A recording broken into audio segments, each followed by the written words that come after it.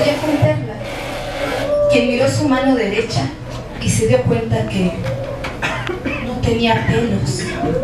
Su abuela, cuyo fervor religioso era inamovible, le repitió muchas veces que si se tocaba la paloma, sus manos quedarían como las de una changa, porque Dios castiga el pecado y los malos pensamientos.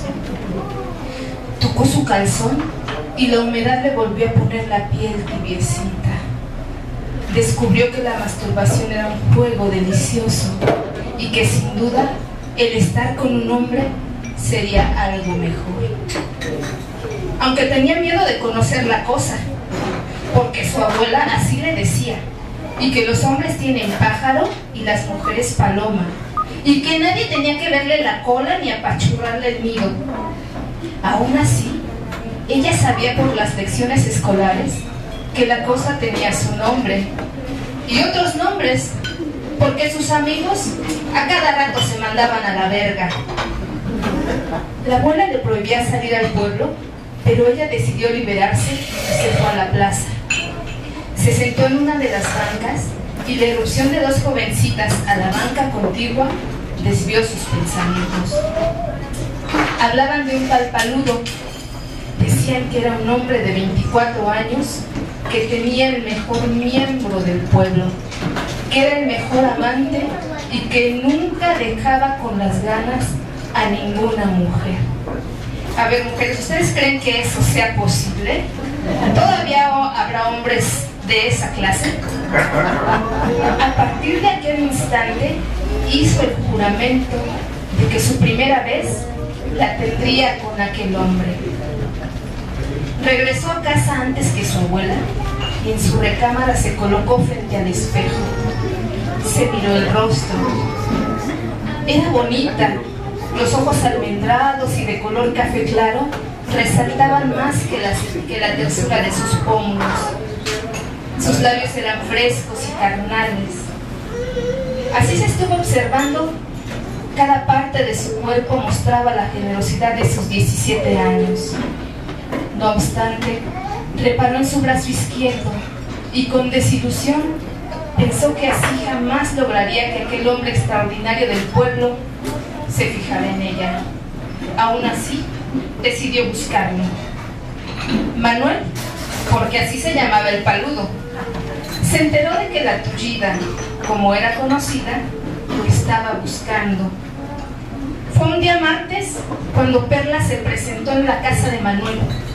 El calor de mayo era agobiante.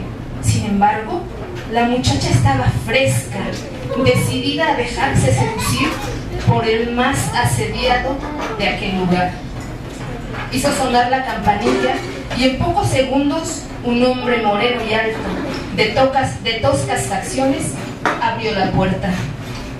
En realidad era feo. La jovencita dudó en quedarse, pero el Paludo la hizo pasar.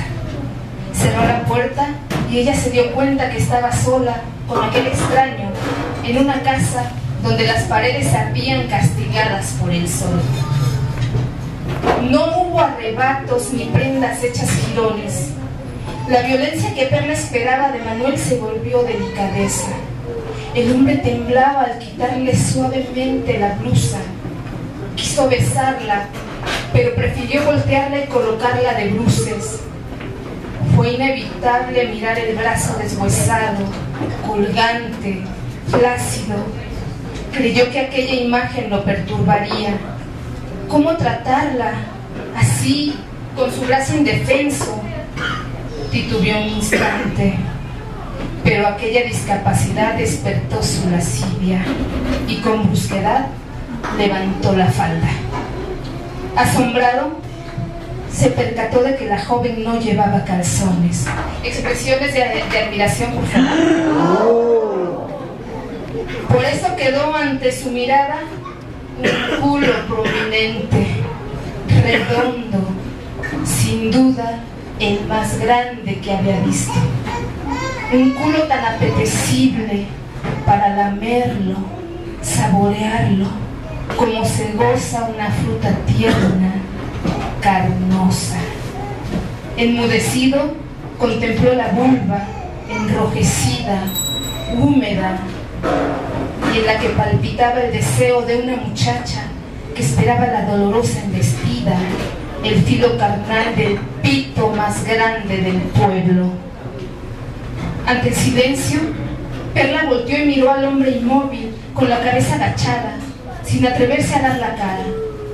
El coraje le creció en los ojos al ver ese miembro flácido y colgante, goteando aquella leche que ella se había puesto.